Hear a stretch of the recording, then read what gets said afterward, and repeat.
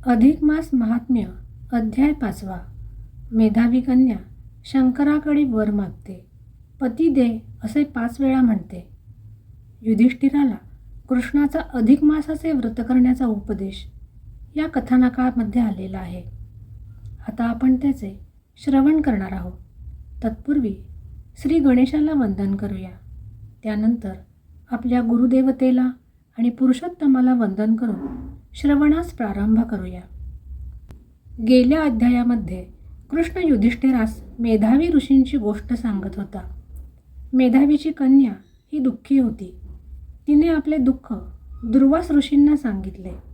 तिला लग्न व्हायला हवे होते. दुर्वास ऋषी तिला म्हणाले, हे ब्राह्मण कन्ये, तू रडू नकोस.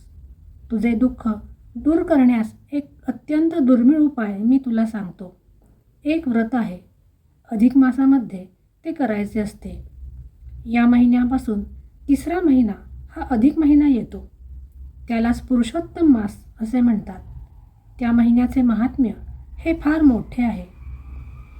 इतर कुठलाही महिना या महिन्या इतका पुण्यदायक नाही.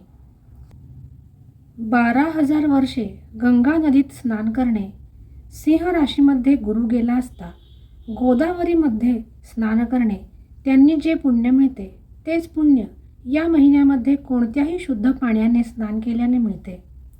हा महिना पुरुषोत्तमास म्हणजे श्रीकृष्णाला अत्यंत प्रिय आहे. मला याचा अनुभव आहे. माझे तपस्सामर्थ्य या महिन्यामुळेच आहे. जे जे हवे आहे ते यामुळे मिळते. दुर्वासांनी त्या दीनकन्येस असा चांगला उपदेश केला. पण देव देते आणि कर्म नेते असे म्हणतात ना, तेच खरे. काय सांगू, त्या मूढ बुद्धीच्या मुलीने त्या महाकोपिष्ट अशा दुर्वासांना प्रत्युत्तर दिले. ती म्हणाली, हे मुनिवर्य, तुम्ही हे काय सांगता ते मला पटत नाही. माघ, कार्तिक, वैशाख इत्यादी महिने उत्तम फले देतातच. शंकर इत्यादी देवांची सेवा केल्याने ते फळ देत नाहीत का? सूर्य हा प्रत्यक्ष दिसणारा देव आहे. अंबिका, गणेश या देवतासुद्धा आपल्या इच्छा पूर्ण करतातच की. तुम्ही म्हणता तो महिना तर मलमास म्हणून निंद्य आहे. सर्व संकटे दूर करणारा हरी, उमापती शंकर, सीतापती राम हे सर्व असताना तुम्ही मलमासाची एवढी स्तुती का करत आहात? सूर्याला सोडून काजव्याची उपासना करावी असे हे आहे. धर्मा, त्या मुलीचे हे बोलणे कसे होते? अमृताचा कलश मिळावा आणि तो ओतून टाकावा. चिंतामणी मिळावा आणि तो पायरीला बसवावा. कामधेनू ही घरी चालत यावी आणि तिला झोडपून हाकलून लावावी. अंगणामध्ये कल्पवृक्ष उगवावा, मोठा वाढावा आणि बाईने तो तोडून त्याची लाकडे आपल्या चुलीत घालावीत, असे तिचे कर्म होते. अर्थात दुर्वास ऋषी हे खूप रागावले, परंतु त्यांनी असा विचार केला की ही माझ्या मित्राची मुलगी अजाण आहे. तिला शाप देणे हे बरोबर नाही. महापंडितांनाही पुरुषोत्तमाचे महात्म्य हे कळत नाही. तर ह्या बिचारीला ते कसे काय कळणार? ते राग आवरून तिला म्हणाले, मी तुझ्यावर रागावत नाही. तुला जसे वाटेल तसे तू कर. एवढे सांगतो की तू या मासाची निंदा केलीस त्याचे फळ तुला या जन्मी किंवा पुढल्या जन्मी हे भोगावे लागणार. मी आता बद्रिका वनामध्ये जात आहे. जे होणार आहे ते टळत नाही, हेच खरे. एवढे बोलून दुर्वास ऋषी निघून गेले. आपले काहीतरी चुकले हे तिला उमगले आणि त्यामुळे ती अत्यंत व्यथित आणि उदास झाली. काही काळ गेला. तिने शंकराची उपासना करण्याचे ठरवले. खूप खडतर असे तप केले. इंद्राने तिला विघ्न आणण्याचा सुद्धा प्रयत्न केला, पण तो व्यर्थ गेला. शंकर प्रसन्न होऊन तिच्यासमोर प्रकट झाला.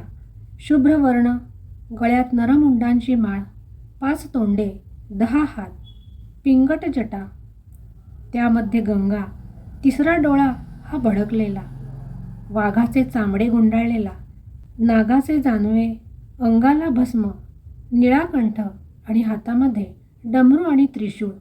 अत्यंत तेजस्वी असे शिवाचे दर्शन होताच ती क्षीण झालेली विप्रकन्या तात्काळ अंगामध्ये बळ संचारल्यासारखी उठली.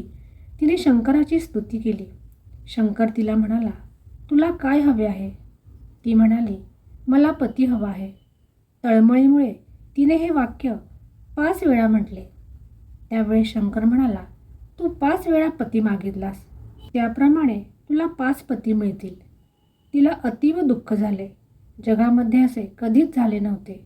शंकर म्हणाला, तुला 5 पती पुढल्या जन्मी मिळतील, तरी तुला पतिव्रता म्हणतील.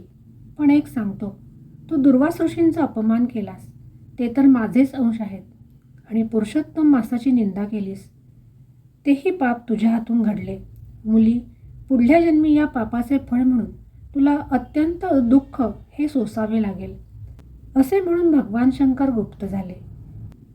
ती विप्रकन्या अतिशय ओशाळली, दुःखी झाली. कालांतराने ती मरण पावली. धर्मा, द्रौपदीचा पिता द्रुपद हा पुत्रप्राप्तीसाठी त्याच वेळी यज्ञ करीत होता. त्या यज्ञातून ही द्रौपदी याज्ञसेनी म्हणून प्रकट झाली. तुम्ही या अयोनिसंभव द्रुपद कन्येमुळे तिचे 5 पती झालात.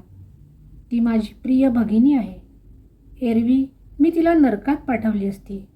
आता असे करा, यापुढे जो अधिक मास येईल तेव्हा स्नान, दान, जप इत्यादींनी या मासाचे व्रत तुम्ही पूर्ण करा. मी आता जातो, परंतु तुम्ही चिंता करू नका. कृष्ण जातो म्हणून पांडवांना अतिशय वाईट वाटले, परंतु मोह दूर करून श्रीकृष्ण हा द्वारकेला परत गेला. पांडवांनी अधिक मास आल्यावर सर्व व्रत पूर्ण केले. 14 वर्षे संपल्यावर त्यांचा युद्धामध्ये जय झाला. सर्व प्रकारचे वैभव हे त्यांना मिळाले.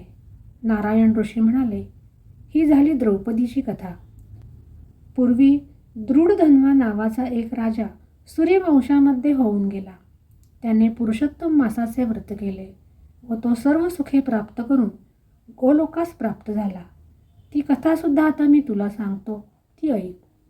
या ठिकाणी अधिक मास महात्म्याचा 5वा अध्याय हा समाप्त झाला. श्रीकृष्णार्पण नमस्तू. पुढच्या भागामध्ये आपण अधिक मास महात्म्याच्या 6व्या अध्यायाचे श्रवण करणार आहोत.